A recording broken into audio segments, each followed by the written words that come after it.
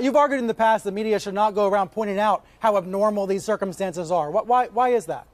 Well, I mean, I think that it sort of depends. Like, this stuff over this weekend was not particularly normal. So it's hard for me to argue the media shouldn't be saying that, the president is acting in non-normal fashion with regard to the Russia investigation. That said, I think that because the media have been saying not normal so often for so long, for over a year, for 2 years at this point, at a certain point it becomes the boy who cried wolf. Even when something is not normal, as it has been this weekend, I think there are a lot of folks who go, well, that's just the media spouting off. How are we supposed to trust them after 2 years of them saying that everything the man does isn't normal?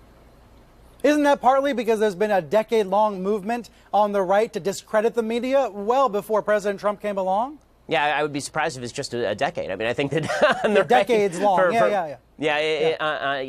the right for as long as I've been alive, there's been a lot of questions about media objectivity, and I don't think that those questions are ill-founded. I think this is why, as I've been saying, it's really incumbent on the media to do as much reporting of the facts as possible and leave a lot of the hyperbole out of it. I know that's really difficult in a time when, the hyperbole seems to not only get ratings but also to jog people's kind of amygdalas. But the fact is that the more the media underplays, I think the better they will do in terms of people trusting them. Because at this time, what's happening right now is everything's breaking down into tribal affinity. President Trump says fake news. A lot of his people say, okay, well, if the president says it, the media are fake on a lot of topics, or at least they are biased on a lot of topics, so why wouldn't they be biased here as well? The media sort of need to bend over backwards to prove that they aren't biased, especially in cases like the Russia investigation. Again, I think that what the president's done this weekend is not normal. I think that if the president were to fire Robert Mueller, it would precipitate some really devastating politics in the country, for sure, and it should. But I think that it's important that the media hold their fire up till the point where something really terrible has happened. I'm sorry, but the firing of Andy McCabe, for example, on Friday,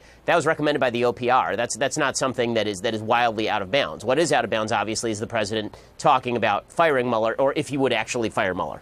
Where do you see the most egregious media bias right now?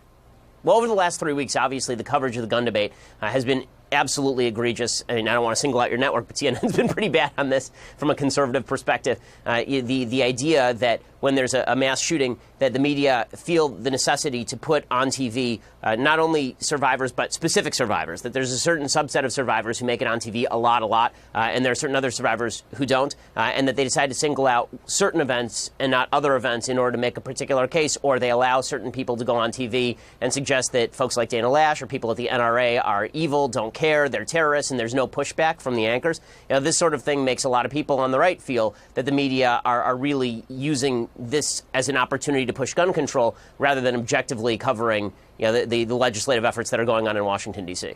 So your view is it should be 50-50, even if most of the students are urging gun control measures? You want it to be 50-50? Or no, I think 80-20 would be fine. I mean, I think that anything but 95-5 would probably be a good thing. And I think that it's also pretty obvious that, listen, everybody, this is my opinion about journalism, everybody in journalism has their own political views. We all vote, obviously, or at least most of us do. And it's not a pleasant thing when people in the media pretend their political views are not influencing their coverage when it's so obvious that those political views clearly are influencing their coverage. But is it political just to want fewer gun deaths? That's not political.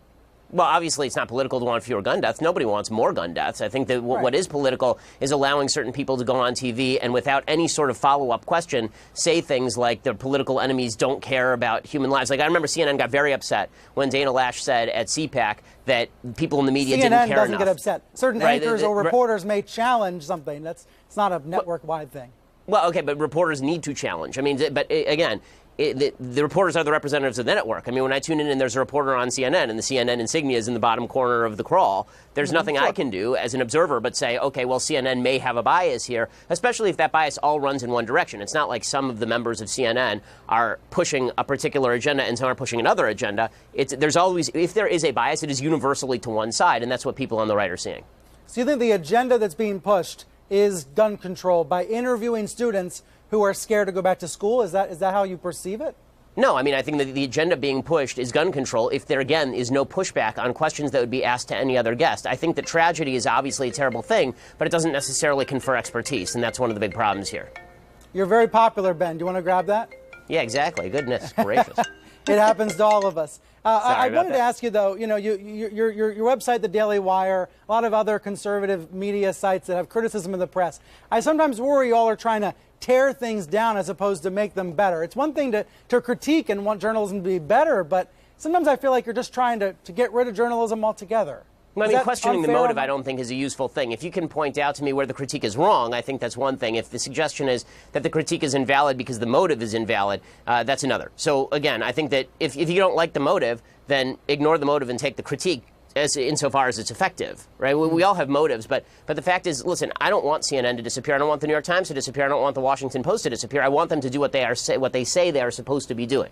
I want them to perform objective journalism if that's what they say they're going to do, and opinion journalism if they want to say that they're opinion journalists. That's fine. My problem is when this is why my critique of, for example, the New York Times op-ed page is far less than my critique of the New York Times objective journalism. There's a difference between op-ed and journalism. It's why my critique of MSNBC sometimes is a lot less strident, I think, than my critique of CNN, because CNN purports to be objective. MSNBC really does not purport to be objective in the same way. Part of me thinks that you and your colleagues at the Daily Wire should try to get jobs then at the New York Times. If you don't like the coverage, try to be a part of the solution as opposed to complaining about it. I mean, I don't know. Would you hire me? I really doubt that. And not only that, I wanted you as a guest for many months. I'll be frank with you. I mean, I make a lot of money. I wanted you as a guest for many months. I was wondering, the Daily Wire has been growing. Your profile has been blowing up. There was talk about you maybe taking over Glenn Beck's The Blaze. Can you tell us if that's true and where you see your media company going in the future? I mean, all I can say about that is we're always looking for opportunities to grow, and we are very much fans of what Glenn does. Any opportunity we have to work with Glenn, like a lot of other folks, we're happy to take. All right, interesting tease. All right, Ben, great to see you. Thanks for coming on the program. Thanks so much. There are two types of bias in the media. Bias number one in the media, piece of bias number one in the media, is the notion that you can bias a story, right? That a story comes through and you read it in the most ridiculous possible sense, in the most anti-conservative possible sense. That's one form of bias. The other form of bias is to have on a series of guests who will all do that for you. So having Michael Wolff on MSNBC is one example of this. Another example of this, Ellen DeGeneres just had on Michelle Obama. Why is Michelle Obama on with Ellen DeGeneres? Why is she relevant? The answer is she's not, right? She's not launching a new program. She's not doing anything important. She's just doing her first interview since she left the White House. But here's what Michelle Obama said, and this came out this morning, quote, "People are afraid, but then there are people who feel good about the direction of the country." So, I mean, that's what makes this country complicated, because it's made up of so many different people from different backgrounds. And that's what she told DeGeneres when asked what advice she would give to people who find the world to be a scary place right now. She said, "The thing I learned in the 8 years I was in the White House is that what we do every day in our lives, the good things that we do every day, and we know we do it, we show empathy, we care for each other. We do have a lot in common. That's what it means to lead with hope and not fear. I would just encourage your viewers, the country, to do the things we do every day, to love each other, to take care of each other, to show empathy. And you can't do that only when people make you feel good or safe. We've got to do it all across the board. We have to be an open-hearted nation. That's who we are." So this is another form of bias, is to have on Michelle Obama to just lecture us pap about empathy. By the way, I've said many times before, empathy in politics is poison. Sympathy is useful. Empathy is wrong. The reason empathy is wrong is because when you put yourself in somebody's shoes, you're immediately taking yourself out of everyone else's shoes. Right? If you have empathy for one person, that means that you are feeling what that person is feeling, but you're not feeling what the other 300 million people in the country are feeling. Making policy should not be based on empathy.